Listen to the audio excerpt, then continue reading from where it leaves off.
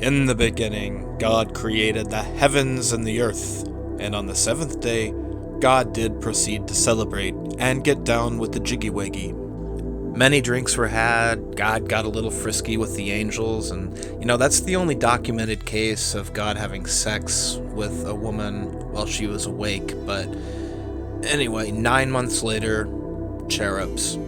Fearing for the lives of their infants and their claim to the throne of heaven, the angels sent the cherubs to earth where they became blacksmith apprentices to hide from God.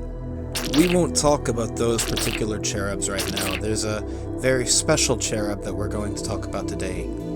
Cupid. When Cupid was born, his mother looked into his little eyes and said, "Son, it is your destiny to get earthlings laid. You will be the shining beacon of the lonely."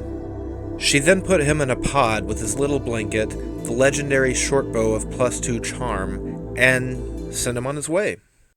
Cupid arrives on Earth in the year 500 BC, which according to Christian scholars was about 8.4 minutes after the Earth came into existence.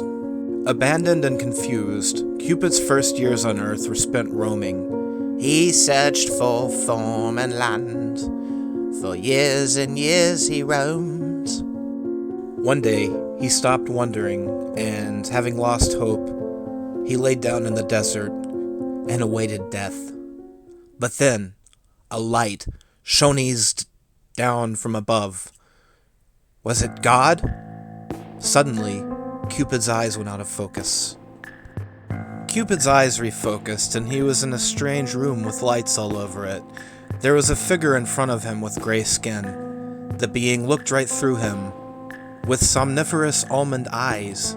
Don't even know what that means. Am I dead?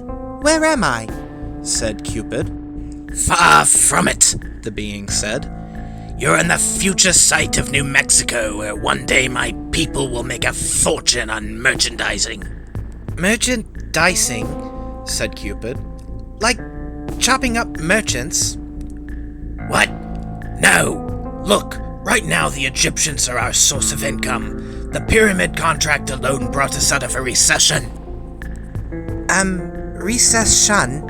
You mean like when the court has recess, but you don't talk to it? No! Just listen. One day this place will be a shrine to my people, but there's a problem.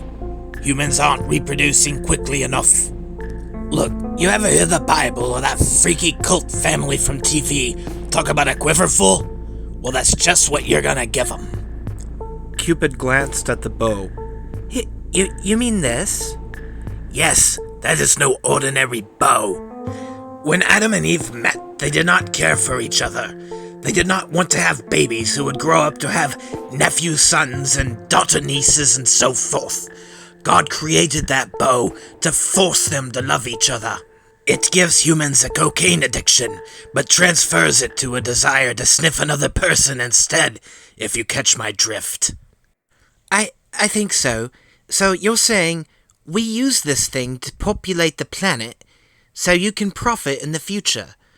But what do I get? You get a piece of the action, of course. You'll work for us on populating, and you're encouraged to innovate and expand, but we get a cut. I accept? Do you have any advice for me? Yeah, as a matter of fact, I do. Try and capitalize on the mating instinct. Call it some stupid name like Doveloaf or Love. Create an industry of materialism around sex. Maybe a holiday where you can sell paper cards, chocolate, and even ice cream for the lonely people without dates. Actually, that's a good idea. Do that. You can be the face of the brand, but we're naming it after me. By the way, I'm St. Valentine. I have to teleport you back now. Need to get to a conference in the Horsehead Nebula, and I'm already late. Maybe I can tell them my relativity compensator was misaligned. I'll be back in 2100 when the Earth dies off, largely because of your efforts, so wait for me. So, this company I now work for, what's it called? Hallmark, kid. We're called Hallmark. Not much is known of what happened after that, but we do know he got the job done. He was a cunning matchmaker, a real son of a hitch. I mean, this guy had a wristwatch that shot a micro laser, and he would casually stroll through the condom aisle, puncturing them all as he went. Can he be stopped? Maybe, but we have to start teaching about birth control as part of sex education.